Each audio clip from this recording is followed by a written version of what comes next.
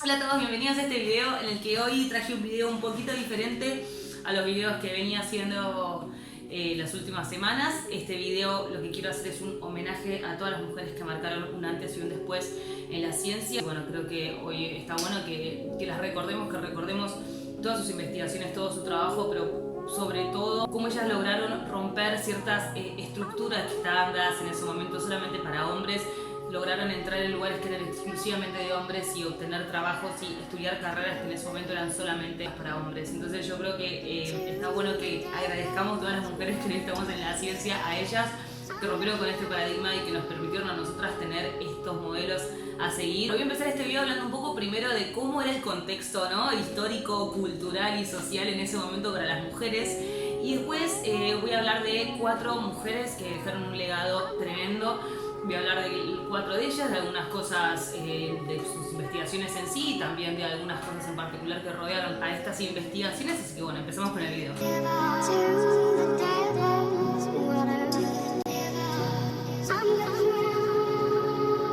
Bueno, primero voy a contar un poco la historia, ¿no? De dónde venía esto. Recordemos que en la antigüedad, o sea, la idea de las mujeres y la ciencia era como una combinación que era prácticamente imposible. O sea, científicos y filósofos ya como Platón y Aristóteles habían dicho que en realidad las leyes de la naturaleza hacen que las mujeres y los hombres sean diferentes y que sean opuestos y complementarios, pero que justamente las mujeres no tenían que cumplir los mismos roles que los varones. Esto fue luego afirmado por muchos filósofos más contemporáneos como Kant, Rousseau, que también ellos lo que decían era que las mujeres por su anatomía ya eran antiintelectuales, que ellas eran sensibles y que tenían que hacer, que tenían que acompañar al hombre. Y filósofos como Nietzsche también lo que decía era que el hombre en realidad era el que tenía el total dominio tanto de la naturaleza como de la mujer. Entonces todo esto lleva a un contexto en el que la ciencia era un campo que tenía que ser descubierto, que el hombre quería dominar, pero que era un campo exclusivamente del género masculino, o sea, las mujeres no podían entrar ahí. No había ninguna ley que prohíba esto per se, pero las universidades directamente no aceptaban mujeres. Y bueno, esto empezó a cambiar en 1700, empezaron las primeras mujeres, en 1800, bueno, en 1900 ya las mujeres habían ingresado a todas estas instituciones, no estaba prohibido que ingresen, pero lo que pasaba era que en general las mujeres que estudiaban ciencias terminaban haciendo tareas o de computadoras, que ahora les voy a contar qué es lo que es, secretarias, asistentes, no terminaban haciendo las mismas tareas ni cobrando los mismos sueldos ni cubriendo las mismas posiciones que sus colegas varones, porque, bueno, solamente por el hecho de ser mujeres. Y esto creo que es importante porque, o sea, pensemos que las mujeres que realmente querían llegar a lugares de poder, o las mujeres que realmente tenían esta capacidad para hacer descubrimientos magníficos, no solamente tenían que esforzarse muchísimo para llegar a esa investigación, tenían que ir al laboratorio y trabajar al igual que sus colegas varones, sino que también estas mujeres tenían que luchar contra este sistema que siempre las delegaba, que siempre no las dejaban a veces ingresar a comedores, no las dejaban ingresar a ciertos pabellones, no podían participar de ciertas reuniones. Entonces las mujeres, más allá de todo el trabajo que hacían de investigación, también tenían que hacer este trabajo de luchar contra el sistema que les decía, no, ustedes no son para esto, ustedes no pertenecen acá, ustedes mejor en otro lugar. Así que bueno, esto de vuelta voy a decir que es un homenaje para agradecer a todas estas mujeres a las cuales les debemos muchísimo más que nada por haber roto todos estos paradigmas, por habernos abierto una puerta a estas instituciones y por haber creado estos modelos a seguir que todas nosotras, con los que todas nosotras crecimos, ¿no? Con la primera mujer que quiero mencionar, que está en mi encuesta de Instagram, es una encuesta, casi todos la conocen, que es Marie Curie. Marie Curie fue la primera científica en recibir un premio Nobel, la primera científica mujer en recibir un premio Nobel y la primera persona en la historia en recibir 2 premios Nobel. Bueno, Marie Curie nació en Polonia en el año 1867, era hija de padres que eran maestros de una clase muy baja. Su madre murió de tuberculosis cuando ella tenía 11 años y terminó sus estudios primarios, digamos, a los 12 años con una medalla de oro porque había sacado los mejores promedios en todas las materias.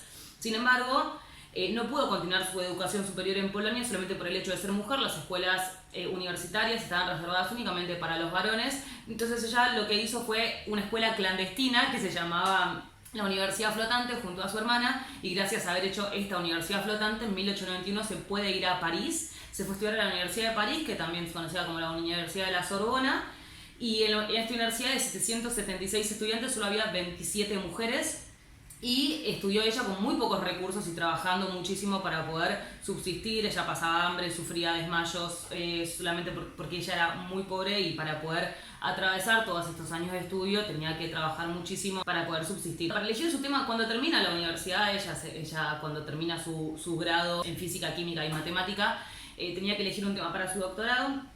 Y ahí se encuentra con Henry Becquerel, que era un científico muy reconocido en ese momento, y él le cuenta que él estaba investigando unos temas de radiación que salían del uranio. El uranio es un material que es muy radioactivo, que es el material que hoy en día se utiliza en las plantas de energía nuclear o bueno, para la bomba atómica. Este material es como el material radioactivo por excelencia. Bueno, Henry Becquerel en este momento, estamos hablando de 1895 más o menos, antes de 1900, ella había estudiado que este material estaba emitiendo ciertas radiaciones y estaba estudiando este fenómeno de la radioactividad. Entonces le propone a Marie que ella estudie con él este fenómeno, y mientras estudiaban el uranio, el material con el que trabajaban se llama la uraninita. La uraninita es un mineral que es muy rico en uranio, pero que contiene otros elementos más. Entonces, en este momento Marie estaba trabajando con este elemento, la uraninita, y empieza a detectar que había unas ciertas radiaciones medio raras que salían y que decían, che, acá no hay solo uranio, acá hay algo más. O sea, ya habían aislado en teoría lo que era solo uranio de la uraninita, y ella decía, acá hay algo más.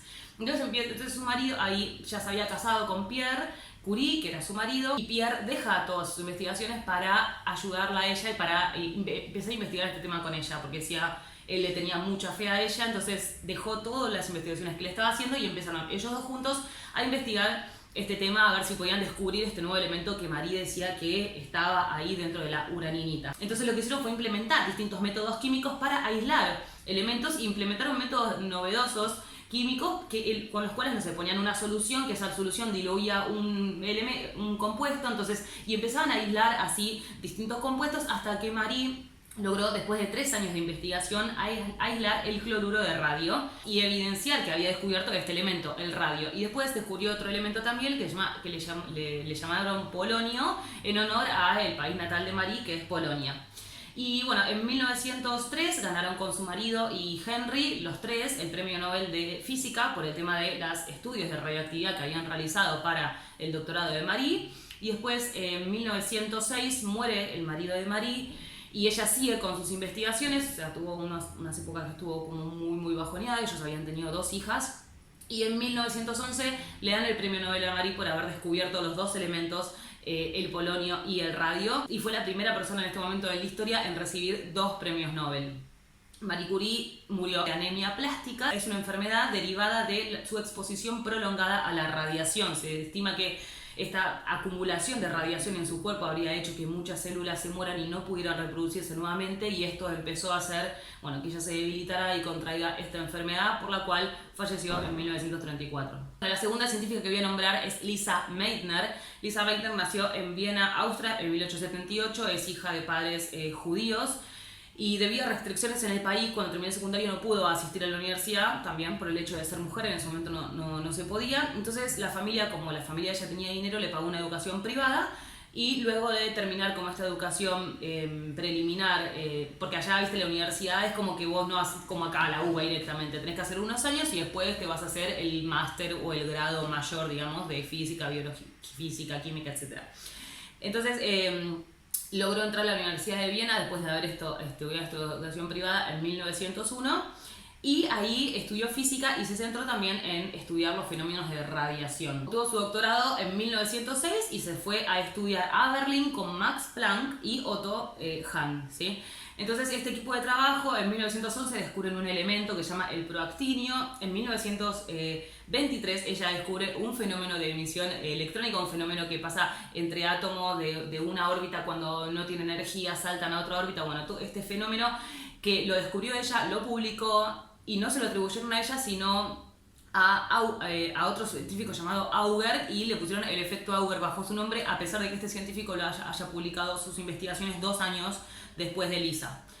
Esto, bueno, también era por el hecho de que no solamente ella era discriminada por ser mujer, sino que también por ser judía. Recordemos que en ese momento ella estaba en Alemania con toda la Segunda Guerra Mundial sucediendo, y encima mujer, o sea, ella sufría como esta doble discriminación todo el tiempo. Y bueno, preocupada por la guerra mundial, tuvo que emigrar de Alemania a Suiza durante la Segunda Guerra Mundial, y continuó sus estudios en Suiza, en Estocolmo, a pesar de que fue muy discriminada en ese instituto porque también eran muy racistas con las mujeres, y entonces ella no tenía ningún ayudante y tenía que estar siempre separada del instituto. Era considerada como algo separado del instituto, la gente no le hablaba, no le dijera para, no le daban recursos, no le daban ningún tipo de asistencia técnica con su laboratorio. Ella sintió como este rechazo hacia las mujeres que tenían para con ella, pero bueno, ella siguió trabajando ahí. Y en 1939 decían encontrarse con Otto Hahn para seguir sus investigaciones que estaban haciendo sobre la radiación, y hacen experimentos en los cuales ella aporta datos claves que evidencian el fenómeno que hoy conocemos como la fisión nuclear. La fisión nuclear es un fenómeno por el cual se divide un átomo en dos, y la fusión sería cuando se combina, la fisión es cuando se divide. Cuando uno bombardea uranio, que es este material que es radioactivo, lo que se hace para obtener energía es bombardearlo con neutrones, pero hasta ese momento lo que pensaba que pasaba con el uranio cuando se lo bombardeaba con neutrones era que el elemento absorbía a estos neutrones, ¿sí? Y luego ahí es como que vino Lisa y dijo, che, me parece que no, me parece que esto se está separando. Y ahí ella dijo, bueno, este elemento que estamos obteniendo a partir del uranio puede ser el bario. Entonces, este aporte del bario fue clave para que Otto Hahn después diga, sí, es verdad, esto es así, hicieron la prueba y funcionó. Pero ¿qué pasó? Otto Hahn, con miedo porque desacreditan todas sus investigaciones por incluir el nombre de una mujer judía, lo publicó solo. O sea, él la excluyó de la investigación y lo publicó, y después ella mandó una carta a esta editorial de las revistas explicando todo el fenómeno. Ella, porque las explicaciones que él había dado en la revista también habían sido como medio flojas, entonces cuando ella manda esta carta a los editores, la publica también explicando todo este proceso de fisión. Y cuando Albert Einstein en ese momento ve que ella había mandado esto, mandó una carta al presidente de Estados Unidos, que en ese momento era Roosevelt, y le dijo, che, ojo con esto porque es peligroso. Y ahí la llamaron de Estados Unidos a ella para participar de la elaboración de la bomba nuclear, y ella dijo que no, porque no era con el objetivo con el que había hecho este descubrimiento. Bueno, en 1944 le dieron el premio Nobel a Hahn sin reconocerla a ella en ningún momento, y en ningún momento la Academia de Premio Nobel se retractó, digamos, de este error. La reconocieron con otros premios años más tarde, pero nunca la reconocieron con ese premio. Igual, dicho esto, Lisa recibió durante su vida 46 nominaciones al Premio Nobel, pero bueno, el premio Nobel que tendría que haber sido de ella no se lo otorgaron a ella, sino a Otto Hahn, y bueno, murió en 1968 en Inglaterra, y Einstein la llamaba la Marie Curie de Alemania. Y en 1992 nombraron al elemento más pesado que se conoce hoy en día, que es el meitnerio, en honor a ella, Lisa Meitner-Meitnerio. Rosalind Franklin, ¿quién fue Rosalind Franklin? Ella nació en 1920 en Inglaterra.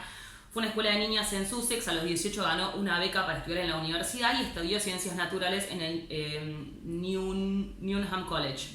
En 1941 entró a la Universidad de Cambridge con una beca para estudiar en físico-química, y estudió hasta ahí, hasta 1942, cuando ganó otra beca para un instituto para estudiar las distintas estructuras del carbón. O sea, en ese momento pensemos que no era como ahora, que la energía se obtenía casi toda a través de petróleo o gas natural. En ese momento el carbón era la fuente principal de obtención de energía. Entonces ella la mandan a estudiar las distintas estructuras, y gracias a sus investigaciones fue que pudieron definir cuáles son los distintos tipos de carbón y para qué se usa cada tipo de carbón, y hasta ella estuvo involucrada en la creación de algunas máscaras que se usaban para la guerra, que no te dejaban entrar el gas. Bueno, estas máscaras tienen un filtro de carbón, y ella ayudó a desarrollar estas máscaras para la guerra. En 1951, después de hacer todas estas investigaciones del carbón, obtiene otra beca en otro laboratorio, pero no se llevaba muy bien con su compañero, y también le molestaba mucho que tenía que irse todos los días del edificio, porque en el comedor de esta universidad no aceptaban mujeres. Entonces todos los días ella tenía que irse a comer a otro lado, afuera de la universidad, porque no estaba permitido que las mujeres almorzaran en el mismo lugar que los hombres. En este laboratorio lo que ella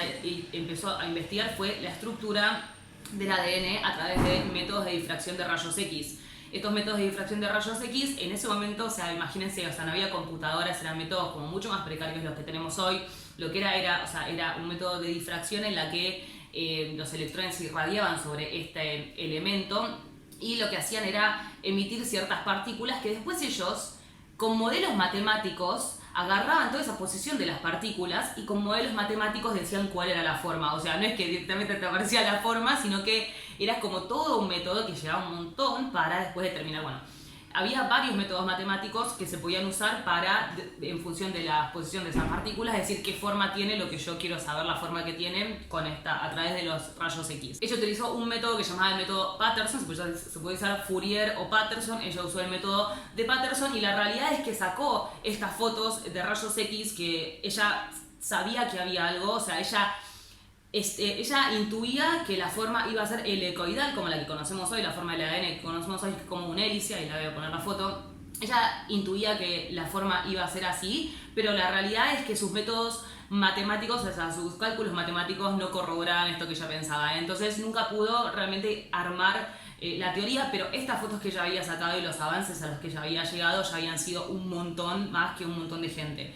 Pero ¿qué pasa? Uno de sus compañeros de laboratorio a los que ya le había mostrado las cosas que había investigado fue y le mostró esto a otros investigadores que se llamaban Crick y Watson, que también estaban en Cambridge, y le mostró estas fotos a ellos y gracias a esas fotos que a ellos les mostraron, que ellos nunca dijeron que las vieron, ellos pudieron sumar esto a sus investigaciones y con esto lograron sacar la forma del ADN y ganar el premio Nobel de Química, pero nunca le dijeron a nadie que ellos habían utilizado los dibujos de ella para llegar a lo que habían llegado, porque sin los dibujos de ella nunca hubiesen podido llegar a descubrir esto que descubrieron. Rosalind Franklin murió a los 38 años de un cáncer de ovario y 4 años después fue que les otorgaron el premio Nobel a Crick y Watson, pero bueno, muchos lo que dicen es que por más que hubiese estado viva Rosalind, nunca hubiesen ellos reconocido el trabajo de ella, sino que nunca hubiesen dicho nada de que dieron sus estudios para basarse en sus trabajos que publicaron y con eso ganaron el premio Nobel. Bueno, y la última que voy a mencionar, ya me quedó bastante largo el video, es Katherine Johnson. Katherine Johnson es la inspiración de una película que no sé si la vieron, ya Talentos Ocultos, creo que no está en Netflix, pero es una película que está inspirada en Katherine Johnson. Ella nació en 1918 en West Virginia. El pueblo del que venía ella no permitía que alumnos negros estén en escuelas después del 8º grado, o sea, tenían educación para alumnos negros hasta el 8º grado, después no, entonces tuvo que irse a una ciudad, no al pueblo de donde ella había nacido, para seguir con su educación, y se graduó con honores y fue una de las 3 primeras estudiantes negros, fueron 2 varones y ella, en integrar la escuela de graduados de West Virginia en 1939. En 1953 empieza a trabajar en NACA, que es lo que hoy conocemos como NASA, en donde las mujeres, ¿qué hacían? Las mujeres, si vieron la peli ya van a saber, hacían el trabajo de computadoras. ¿Qué es esto? Se sentaban en cuartos en los que había solamente mujeres, hacían cálculos, ecuaciones, y después le dan estas ecuaciones a su jefe y el jefe con estas ecuaciones sacaba una gran ecuación. Entonces era como, bueno, el trabajo de una computadora literal. Pero ¿qué pasa? A las mujeres negras las mantenían separadas de hombres y de mujeres blancas. Tenían baños de mujeres negras, o sea, era un racismo muy grande que ella dice nunca haberlo sufrido porque tuvo una educación de su padre en la que él siempre le dijo, vos no sos menos que nadie, tampoco te creas más, pero vos no sos menos que nadie. Y ella siempre esto lo tuvo muy presente, pero bueno, era muy pronunciado el racismo que había en ese momento. Y ellas hacían este trabajo de computadoras. Pero ella era como distinta a todas, ¿no? Ella lo que decían era que siempre hacía preguntas, siempre estaba ahí atenta, siempre estaba... Y hasta un día, cuando estaban diseñando la primera misión al espacio del hombre, ella dijo, che, quiero participar en una reunión, ¿es ilegal que yo participe? Y le dijeron, bueno, no es ilegal, bueno, ¿puedo participar? Bueno, entonces ella empezó a participar de las reuniones que hasta ese momento eran exclusivas para hombres. Ella empezó a participar de estas reuniones y fue la primera mujer en publicar un artículo científico en la NASA. Y en total, después a lo largo de su carrera hizo más de 20 publicaciones en las que fue autora o coautora. Johnson, ¿cuál fue su legado? Su legado fue que hizo los cálculos de la primera misión del hombre a la Luna. ¿Qué hacía ella? Ella calculaba matemáticamente cómo tenía que ser la trayectoria de esta nave para llegar, digamos, o sea, ella hacía todos los cálculos matemáticos necesarios para asegurar que ese hombre iba a poder ir y volver en esa estructura que habían armado en la NASA para ellos, ¿no? Entonces, ella fue parte de esta misión, la primera misión se llamó Mercurio, que fue la misión en la que la primera vez que el hombre que estuvo en el espacio. Y después en 1969, con la misión muy famosa que todos conocemos, la misión Apolo, en la que fue el hombre a la Luna. Pero bueno, una anécdota que se cuenta de ella es que bueno, John Glenn, que era el astronauta que iba a viajar en esta misión al espacio, en la misión Mercurio, la primera de todas, Bueno, la realidad es que habían metido todas estas ecuaciones y todos los cálculos en computadoras, ellos habían programado las computadoras para meter todo ahí, y estaba él decía, pero ¿cómo puede ser que yo esté en manos de una computadora? Bueno, pero está todo en la computadora en ese momento, imagínense, en 1960, y él dijo, no, yo quiero que ella haga los cálculos para ver si lo que dice la computadora está bien, así que dijo, si ella dice que está bien, yo salgo. Entonces ella fue y chequeó todos los cálculos que habían puesto en la computadora y dijo que estaba bien, y la misión fue un éxito. Y bueno, a partir de ese momento ella se le dio como un lugar muchísimo más reconocido en esta institución. Y en 2015 el presidente Obama le otorgó el reconocimiento, el mayor reconocimiento que se le puede dar a un ciudadano civil estadounidense, que es la Medalla Presidencial de la Libertad. Y bueno, Caterina murió el año pasado, el 24 de febrero en 2020. Así que bueno, esto fue un poco un resumen de algunas mujeres que hicieron historia, que creo que son cosas con las que todos estamos familiarizados, pero rara vez lo asociamos a descubrimientos por parte de una mujer. Y bueno, en varios de estos casos que yo les menciono, estas mujeres fueron invisibilizadas, más allá de que ellas después tuvieron su reconocimiento. En el momento en el que están investigando no tienen el mismo reconocimiento que sus compañeros varones. Así que bueno, de nuevo gracias a ellas. Esto es para homenajearlas en el Día de la Mujer en la Ciencia, que fue esta semana. Así que bueno, espero que les haya gustado el video. Ya saben que me pueden seguir en mi Instagram, en mi blog, suscribirse, dejarme un comentario. Y bueno, nos vemos en la próxima.